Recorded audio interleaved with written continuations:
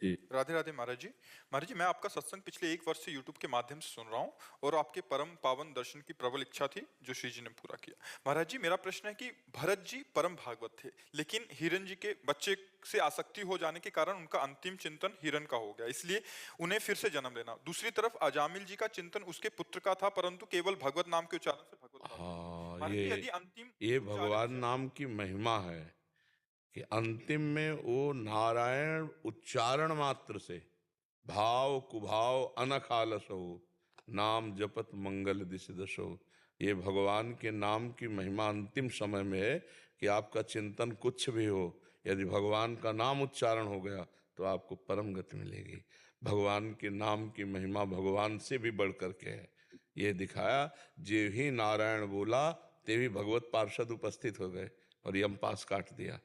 और उनको इतना हिरण से मोह हो गया कि उसमें भागवत में पढ़ के देखना, भगवान की विस्मृति हो गई, पूरा राग पैदा हो गया हिरण से। और अंतिम समय हिरण का ही स्मरण, कहीं एक बार राम कृष्ण हरि नहीं, तो फिर हिरण की योनि मिली। पर हिरण की योनि में भी जो पूर्व में भजन छूटा था वही भजन शुरू हो गया। अब अगला जो जन्म मिला वो ब्रह्मबोध संपन्न महापुरुष के रूप में, उन्हें कोई साधना करनी नहीं पड़ी। वो ब्रह्मबोध संपन्न, पांच ज्ञान की पांचवी भूमिका को पार किए हुए महापुरुष, ऐसे महापुरुष जो जड़ भरत जी के रूप में हुआ।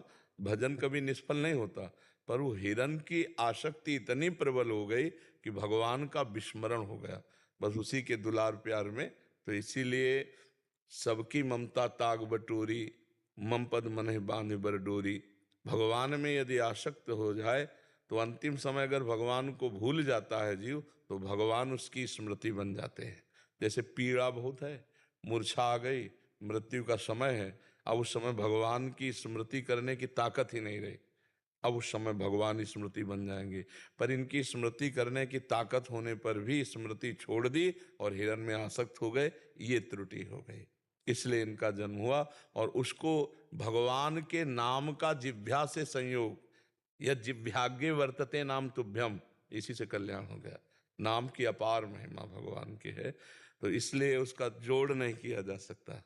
ठीक है ना, भगवान के नाम में अपार सामर्थ्य है। महाराज जी, फिर एक प्रश्न आ सकता है कि पूरा उम्र कुछ मत करो, अंतिम समय में नाम जप लेंगे नहीं या हो सकता।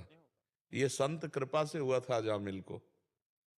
अजामिल को जिस समय संतों की मंडली एक गांव में आई, तो कुछ मन चले उपहास करने वाले गांव में लोग होते हैं, तो संतों ने पूछा कोई पवित्र ब्राह्मण का घर हो तो आज हम सब वहीं भिक्षा पाएं, अपने ठाकुर जी विराजमान करें। तो बोले वो वैश्या का बगीचा था।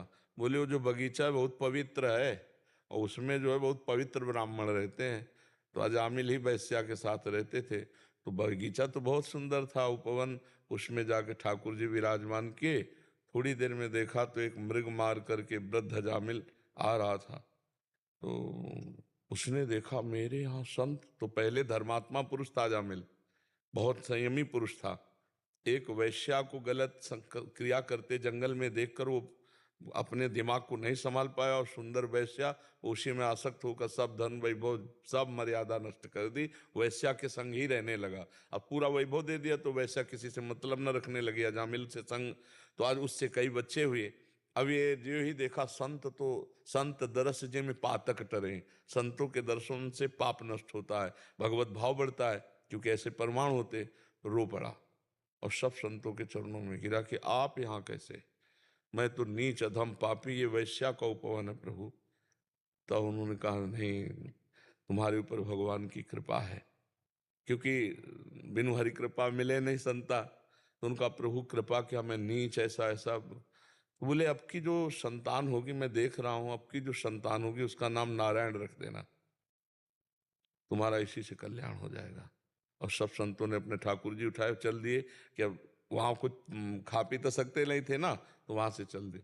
बस संतों ने कहा अब की जो संतान होगी उसका नाम नारायण रखना, इसी से कल्याण हो जाएगा। बस वो अपने उस पुत्र पर मानो मोक्ष पर प्रीति हो गई हो, ऐसा प्रेम करने लगा। तो अंतिम समय अपने उसी पुत्र को पुकारा जो संतों के आशीर्वाद से नारायण, बस हो गया काम। उसमें सब कोई अंत में जीवन भर पाप करे और अंत में रामकृष्ण हरि बोल दे, असंभव। ये तो संत कृपा थी। संत कृपा से वो बोले पाए नारायण, नहीं तो भगवान नाम नहीं आता जिब्या पे। हाँ, ये पक्की बात समझ लो। इसीलिए जन्म जन्म मुनि यतन कराही, ओ अंत राम कही आवत नाही। इसके दो अर्थ है। जन्म जन्म अभ्यास करते, अंत में भगवान का विस्मरण हो जाता है। अंत राम कही आवत नहीं, जबान से राम नहीं निकल पाता। और इसका और भी अर्थ है कि जन्म जन्म जब अभ्यास करते हैं तो अंतिम समय निकलता है राम राम कही फिर आवत नहीं, फिर संसार में उनका जन्म नहीं होता है। तो कठिन है अंतिम समय भगवान का स्मरण, पर जब हम भगवान के शरणागत हैं, भगवान का जीवन भर जैसे बना भजन करते रहे, तो फाइनल में भगवान सहयोग करते हैं। भगवान कहते हैं उसकी स्मृति मैं बन जाता हूँ, अर्थात स्वयं अंदर चलने लगता है। हरि राम कृष्ण जो जीवन में जपा है वो स्वयं चलने लगा। भारी पीड़ा में भी भगवान का स्मरण। जैसे संतों का संग हो जाए, भगवान की शरणागति हो जाए, पक्का कल्याण हो जाएगा। राधा बाबा के चरित्र में पढ़ा कि पूज्य राधा बाबा की कुटिया के सामने जो जगह थी, एक बूढ़ी माई आती थी, सोनी लगा जाती थी। कभी बाबा बात नहीं करते थे। वो 2-4 दिन नहीं आई, सालों सोनी लगाई। सोनी का मतलब समझते हैं ना, झाड़ू। तो बाबा ने पूछा, वो माई नहीं दिखाई दे रही। बोले बाबा सुनते हैं वो बहुत बीमार, मरणासन। मरणासन है, चलो हमको ले चलो। बाबा कहीं नहीं जाते थे, उतनी सेवा का फल।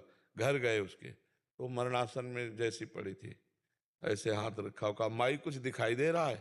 बोले हाँ, राधा कृष्ण सामने खड़े हैं। अल्लू बाबा गए, प्राण छूट गए, भगवत प्राप्त हो गई। ऐसे भगवान की कृपा, संत की कृपा, यही भगवत प्राप्ति कराती है। मोक्ष मूलम गुरु कृपा। तो अजामिल के ऊपर संतों की विशेष कृपा हो गई, दया आ गई। और पूर्व का धर्मात्मा पुरुष था, मध्य में बिगड़ गया, तो अंतिम संभाल दी भगवान ने। तो अगर हमसे कोई चूक भी हो जाती है तो भगवान फिर छोड़ते नहीं है। रात न प्रभु चित चूक किए की, करत सुरत सह बार ही की। इसलिए ऐसा कोई सोचे कि जीवन भर पाप